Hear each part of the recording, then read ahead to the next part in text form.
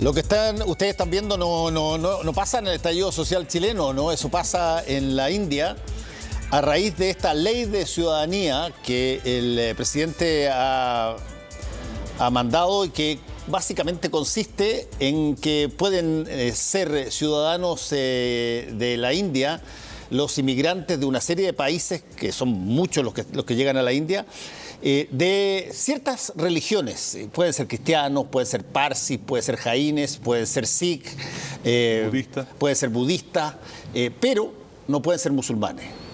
Y esta discriminación por religión, donde en un país de 200 millones de musulmanes, Raúl, tiene realmente al país indignado. Sí, claro, y con razón, porque es una discriminación en un país secular. En un país secular, laico, digamos, hay muchos que dicen que esto es una violación de la Constitución india, que esto no corresponde, pero hay tres países que rodean a India, que son Afganistán, Pakistán y Bangladesh, y estos tres países tienen mayoría musulmana. Y incluso dentro de las mayorías musulmanas hay corrientes religiosas musulmanas que no se avienen bien con las mayoritarias y, en definitiva, a esta gente también son perseguidas y muchos de ellos huyen a India y hay refugiados por distintas razones, los mismos de Myanmar, los Rohingya, que también son musulmanes y algunos han llegado a India. Bueno, a todos los refugiados se les va a dar nacionalidad, menos a los musulmanes. Y el caso más grave se ha presentado en el estado de Assam. Los tomadores de té sabrán, porque el té, hay un té que se llama Assam, que es particularmente sabroso, es una hoja muy fuerte. Bueno, pero dejemos el té a un lado. En Assam hay 2 millones de musulmanes refugiados. ¿Y qué hicieron ahí? En ese estado de 33 millones de personas, hicieron que todos se fueran a registrar para hacer un nuevo padrón de la población. Y aquel que no podía probar, que tenía, digamos, origen hindú, digamos, religiosamente hindú, bueno, quedaba en entredicho y se fue, por los apellidos, se fue estableciendo quiénes eran musulmanes y 2 millones quedaron absolutamente marginados, incluso gente que ha vivido generaciones en India, que nacieron en India y sus padres vivían en India, pero son musulmanes y como no regularizaron su situación, ahora pueden ser expulsados. Y de hecho hay mucha preocupación porque India ha estado construyendo grandes campos de detención y se presume que ahora que ha pasado la ley, India va a comenzar a arrestar y a meterlos en estos campos de detención con vista a deportarlos a sus países de origen. Países de origen donde en muchos casos corren verdadero peligro y que no van a ser bien recibidos. Sí, explícate una cosa que quizás mucha gente no sabe, pero India, a pesar de que tiene si tú quieres, una imagen, una remembranza de templos y de distintos dioses y shivas y todas las cosas, es un estado laico. Laico secular. Laico secular. Absolutamente. Claro, y lo es es decir, India nace en la independencia en 1947 y nace con una feroz guerra civil, a partir de la cual se produce la división y se crea Pakistán. Antes Pakistán e India y Bangladesh eran un solo país, era toda una gran colonia británica. Pero empieza esta lucha entre hindúes y musulmanes y como resultado de esto se escinde Pakistán y se crea Pakistán, país con el cual India ha tenido 3 guerras. Una de ellas fue una de las cosas raras, a un costado, al lado occidental, estaba Pakistán y en la otra punta de India, en el lado oeste, estaba Bangladesh, que también es de mayoría musulmana y Pakistán pertenecía a Pakistán. Pakistán era Pakistán occidental y Pakistán oriental. Bueno, India asusó las cosas, generó dificultades. India es un continente, es decir, les resultaba muy difícil a los pakistaníes occidentales ir al lado oriental y finalmente lograron en 1971 que Bangladesh se independizara y se convirtiera en un estado separado, que sigue siendo de mayoría musulmana. Y cuando hablamos de estados allí, mira, los bangladeshis son 160 millones de habitantes. Sí, estamos hablando, todo es grande ahí. Todo es enorme en términos de población. Oye, pero hay otro punto que donde estuvieron, para que se vea que esta cosa no son juegos menores, digamos, estuvieron ahí durante mucho tiempo disputándose quién salía primero con bombas nucleares. Entre Pakistán e India. Sí, claro. Y lo hizo India primero y Pakistán no se demoró mucho en conseguirlo y ahora los dos son países nucleares y, digamos, India ha logrado pleno reconocimiento como país nuclear, Pakistán menos, no es admitido, pero todo el mundo sabe que tiene esas armas y cada vez que se calienta la frontera, cosa que suele ocurrir con cierta frecuencia. Este tipo de cosas probablemente hace eso. Pero... digamos, la animosidad entre hindúes y musulmanes es muy profunda. Cuando digo hindúes me refiero a la religión.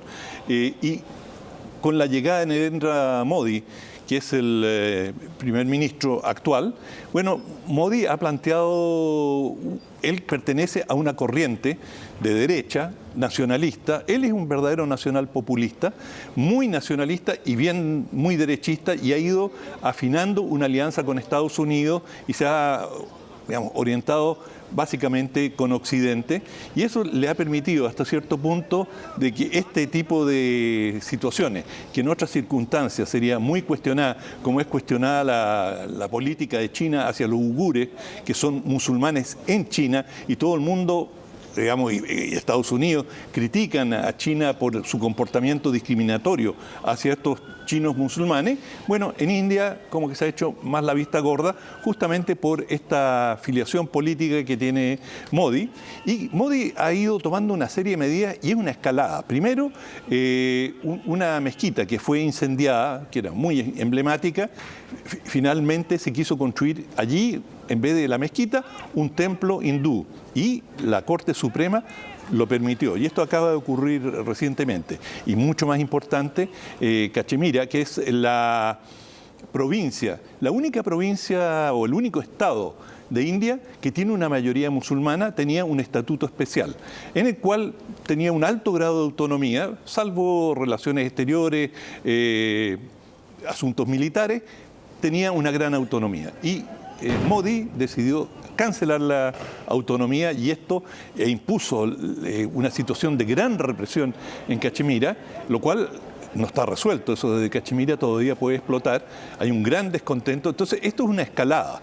Y como tú señalabas, los 200 millones de musulmanes que viven en India se sienten cada vez más preocupados, atemorizados de que una medida tras otra los están arrinconando y que los puedan convertir verdaderamente en ciudadanos de segunda clase y que en muchos casos terminen expulsados del país. Sí. Y eso explica estas tremendas manifestaciones que han tenido lugar, en la que no solamente participan musulmanes, sino que cualquiera que tiene una vocación de derechos humanos secular no puede aceptar que una persona se la discrimine solamente por su religión.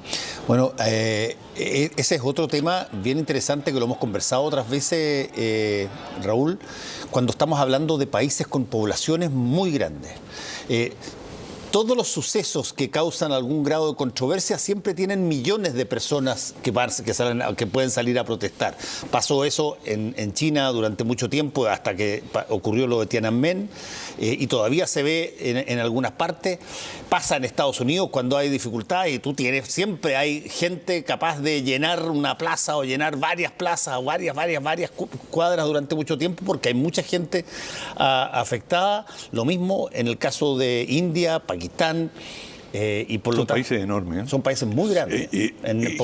Geográficamente y en términos de población. Sí. Bueno, ¿hay algún tipo de expectativa respecto de lo que pueda pasar aquí? Porque no va a echar atrás Modi de su... No, y lo preocupante es que hay un porcentaje muy alto de la población hindú que está totalmente de acuerdo, y ellos son la gran mayoría, y es una animosidad que en general los gobiernos anteriores, los gobiernos del Congreso, el Partido del Congreso, como se llamaba la oposición, que es un partido de centro-izquierda al cual perteneció Nehru y, digamos, toda la casta que generó o permitió la independencia de India como colonia británica, ellos siempre mantuvieron una política de tratar de bajar y de contener los prejuicios y la odiosidad que existe entre estos dos sectores de la población. Pero Modi, lejos de hacer eso, lo está alimentando, lo está usando y eso le galvaniza a su población. Él obtuvo resultados electorales extraordinarios en las últimas elecciones. Barrió realmente al partido del Congreso. Y una democracia bien consolidada. Real y profunda, sí. Cumple con todos los requisitos y es una democracia representativa que va a las raíces, va a niveles muy bajos de la sociedad, es decir, se vota en muchos niveles. Por lo tanto, sí, es una democracia muy vital, es la mayor democracia del mundo y los indios están muy orgullosos de eso y con razón.